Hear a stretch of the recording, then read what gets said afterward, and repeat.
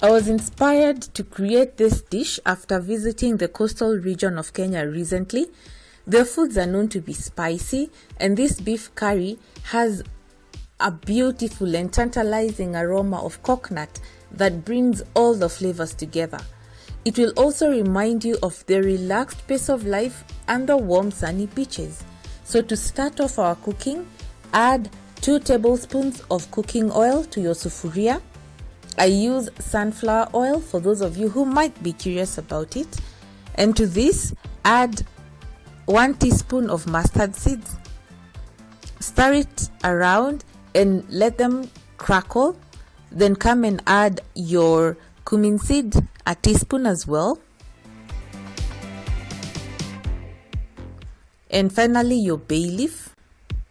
Do all this on medium to low heat. It will keep your spices from burning up.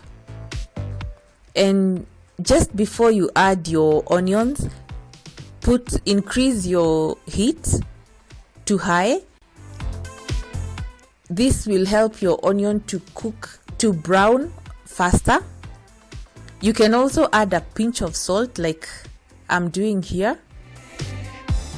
It will help your onions to cook faster because the salt draws out the moisture from the onions. Once you see like they're starting to brown, add your curry powder, 1.5 teaspoons, and give it a minute so that the raw smell and flavor of the curry powder can cook off. Then come and add a tablespoon of ginger, garlic, and green pepper. Stir and mix it around. Break it up. And after about a minute, come and add your beef. I used pre-boiled beef. I didn't do anything fancy to it, just boiled it in water and kept aside the beef stock from it to use later in the same dish. Allow the beef to cook within this spicy mixture so that it can pick up on the flavors. And make sure that you keep stirring it around so that it does not stick to your sufuria.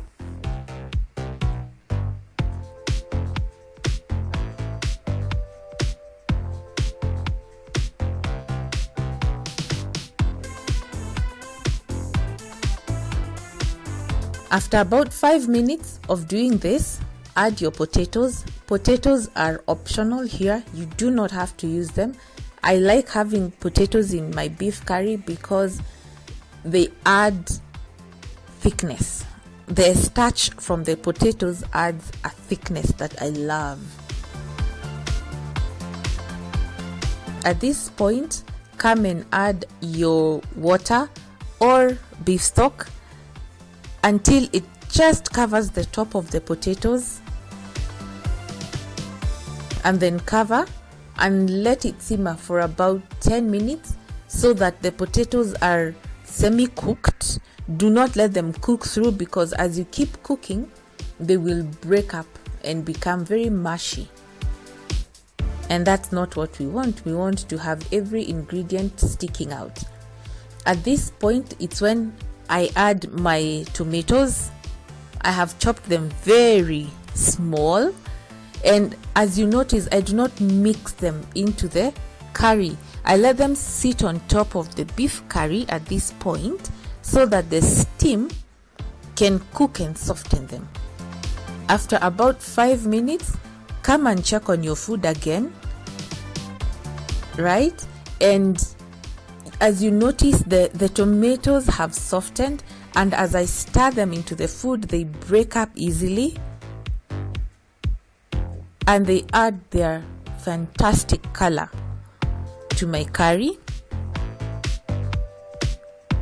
And please do not forget to reduce your fire once you add your potatoes to prevent them from burning quickly. And at this point, come and add your coconut cream. This is 150 ml. and I've also rinsed the packet with some bit of water to make sure that I get all the cream out. Once you add your coconut cream, reduce the fire further so that you can prevent the coconut from curdling and breaking up. High heat will do that to your coconut. So make sure that you put your heat at the lowest possible that you can. Cover and let it simmer for about 5 minutes. And once you uncover, you're going to notice that the curry will have thickened at this point, and also that the oil from the coconut cream starts to separate and appear on top. At this point, come and add tamarind sauce. Coconut makes food very sweet, and adding tamarind sauce balances out the sweetness of the coconut. Add about 3 tablespoons of this tamarind sauce or less, depending on how sweet your curry is tasting at that particular point.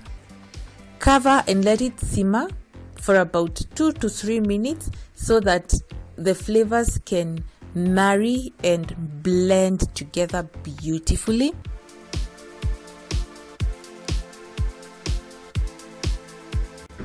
Now, to finish everything off, this is what I add: coriander leaves and green bell pepper, which I mix into my curry. And at this point, depending on how thick you want your curry to be, you can come and add some water, but be very careful. Do not add too much at a go. Add portion by portion, or is it add bit by bit. After adding the first time, stir your contents in the pot and check on your consistency. If it's not thin to your liking, add slightly more. Keep adding until you're satisfied with the consistency of your curry. Once you're okay with it, taste for salt, cover, let it simmer for just about a minute.